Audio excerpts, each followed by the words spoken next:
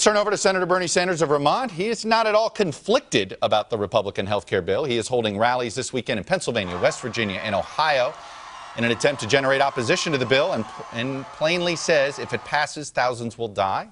Senator Sanders joins me now from Columbus, Ohio. Senator, welcome back, sir. Good to be with you, Chuck. I want to first address that rhetoric. You tweeted that issue of saying that, yes, you thought people would die.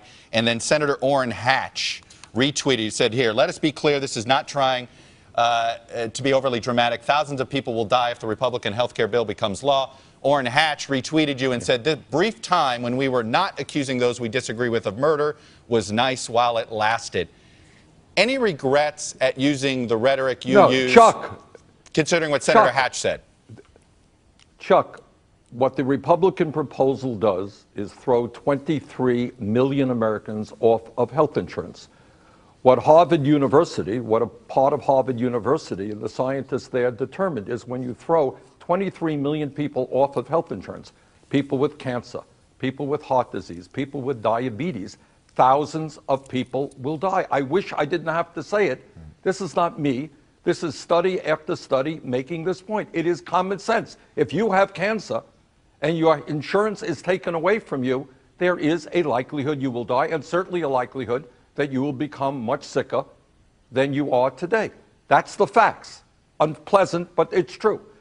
Second of all, while they throw 23 million people off of health insurance, while they defund Planned Parenthood, while they raise premiums for older workers, people who are in their 60s may see premiums that will be 50, 75% higher, they are going to provide some $500 billion in tax breaks to the top 2%, to the insurance companies, and to the drug companies.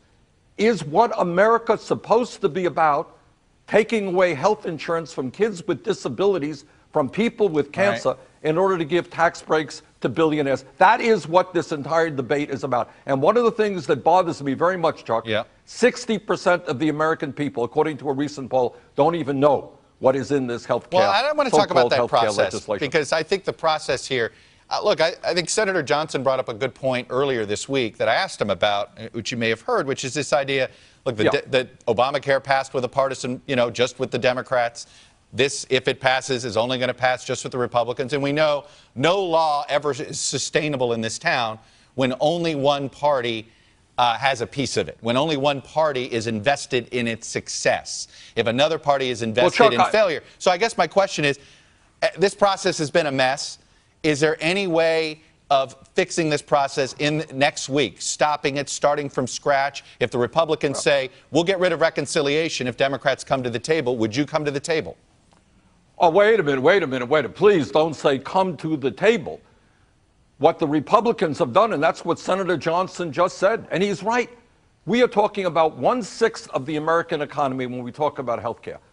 We are talking about an issue that impacts 320 million Americans, every single person. There has not been one public hearing. The insurance company has not come forward.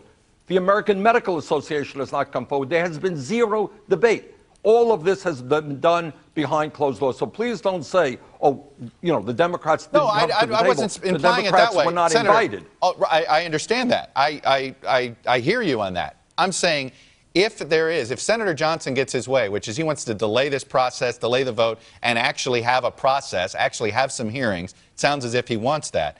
If, Mitch McConnell says, you know what, I'm giving up reconciliation because trying to do this on a partisan-only vote is damaging overall, at that point, are you open to some sort of bipartisan compromise? Of course.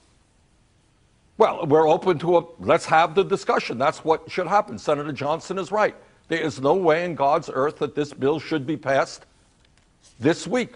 People of Wisconsin don't know what's in it. People of Vermont don't know what's in it. We need a serious discussion, and I'm quite confident that every member of the Democratic caucus would want to hold that discussion. But let me also say something else when we talk about where we are with health care. Please do not forget that the United States of America today remains the only major country on earth not to guarantee health care to all people as a right. And my view is that the Affordable Care Act has problems. Deductibles are too high. Co-payments are too high. We have to address that. But I also want to say that there's something wrong when we remain the only country not to guarantee health care to all people as a right, I am going to go forward with a Medicare for all single-payer program.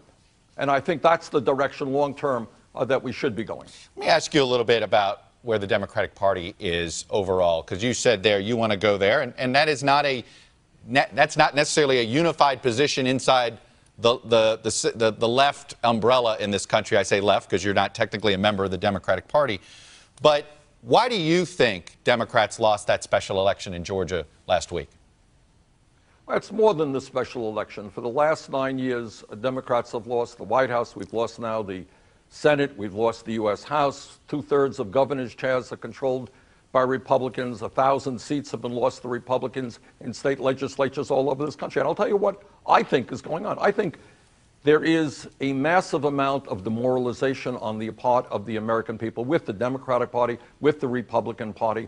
I think the American people in many cases are seeing themselves working longer hours for lower wages. They're worried about their kids not being able to go to college. They're worried about what's going to happen to them when they are retiring. They're seeing almost all new income and wealth going to the top 1%. There is an enormous amount of pain in this country, Chuck. And people are saying, does anybody in Washington know what's going on in my life? That I'm 60 years of age and I have nothing in the bank and I'll be retiring in 5 years, or that I have $50,000 in college debt and I can't find a decent job. Does anybody know that? Republicans know it? Do the Democrats know it? And I think what the Democrats have got to say is that we will be on the side of the working class of this country. We are prepared to stand up to Wall Street and the drug companies who rip us off every day and the insurance companies. And that we're going to fight for an agenda that makes sense to working families. All right, I'm going to leave it there because we're going to continue that debate after the break. Senator Sanders, thanks for coming on and sharing your views. Appreciate it, as always. Thank you very much. Hey, NBC News fans, thanks for checking out our YouTube channel. Subscribe by clicking on that button down here, and then click on any of the videos over here to watch the latest interviews, show highlights, and digital exclusives. Thanks for watching.